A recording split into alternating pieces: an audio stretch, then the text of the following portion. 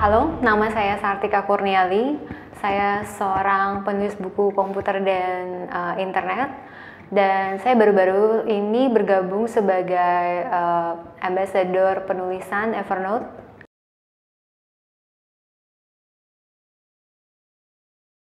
Karena saya seorang penulis buku, saya merasa aplikasi ini sangat menarik dan belum banyak orang yang tahu dan menggunakan di Indonesia. Jadi saya punya inisiatif ingin membuat sebuah buku tentang Evernote yang akhirnya saya sampaikan ke mereka lewat email ke websitenya, dan sampai akhirnya di forward dan bertemu dengan Troy Malone, which is dia adalah General Manager Asia Pacific dari Evernote yang memang handle most of the thing in Asia Pacific.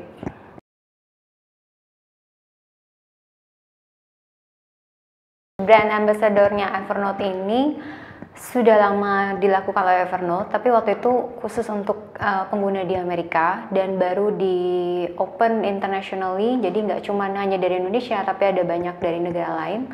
Itu per Desember yang lalu. Jadi ada sekitar 55 orang saat ini. Program ini adalah sebenarnya komunitas global pengguna Evernote yang dipilih oleh mereka yang memang antusias dan ingin sharing banyak tentang Evernote itu sendiri.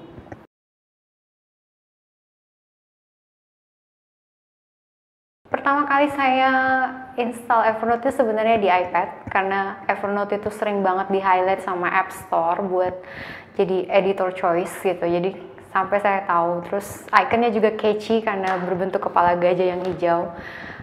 Dan saya merasa aplikasi ini sangat membantu sekali karena saat ini semua orang punya banyak device. Benar ya?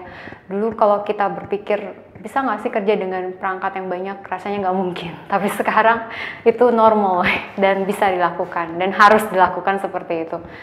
Lalu yang kedua adalah kita semakin lama tidak lagi menerima informasi itu lewat media-media tradisional, tapi lewat internet yang basically ya berupa halaman web. Nah, kalau kita menyusun halaman web itu dengan cara manual, save as file, itu akan sulit. Nah, Evernote itu bisa melakukan itu semua. Dan juga kalau misalkan komputer Anda crash atau apa, data Anda karena sudah di-sync ke dalam account Evernote Anda, itu akan selalu ada.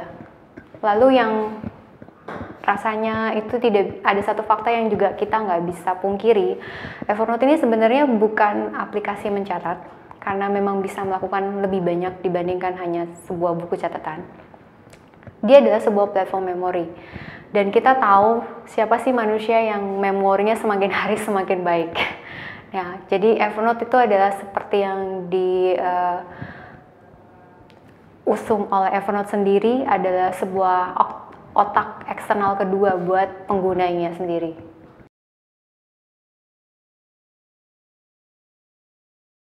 Memang ada banyak hal-hal menarik yang biasa kita nggak pernah jumpain di sebuah kantor, misalkan di Indonesia gitu. Jadi contoh di kantor mereka ada yang namanya treadmill yang digunakan sambil kerja.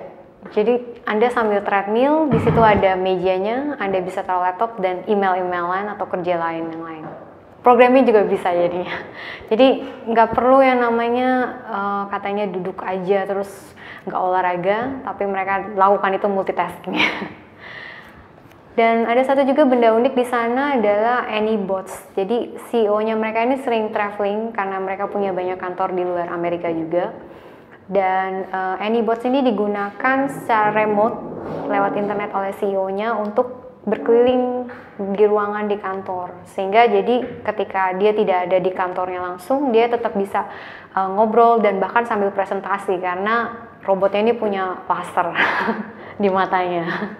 Samping itu yang unik, tapi juga mereka memang punya budaya kerja yang unik juga karena very flexible time-nya. Mereka pun pakaian sangat-sangat casual dan everything sangat-sangat kreatif di sana.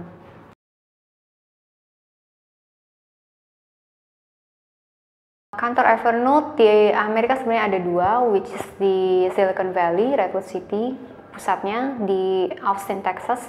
Lalu di Eropa ada di Zurich dan di Rusia. Lalu di Asia itu adalah Jepang dan China. Mereka punya bahkan satu service tersendiri di China, tapi sama dengan Evernote. Lalu di Korea, Taiwan, dan baru-baru ini mereka berencana membuka di Singapura. Dan mereka bilang kemarin ada karyawan mereka setelah tumbuh sekitar 300 orang. Yang tersebar tentunya di kantor-kantor tersebut tadi.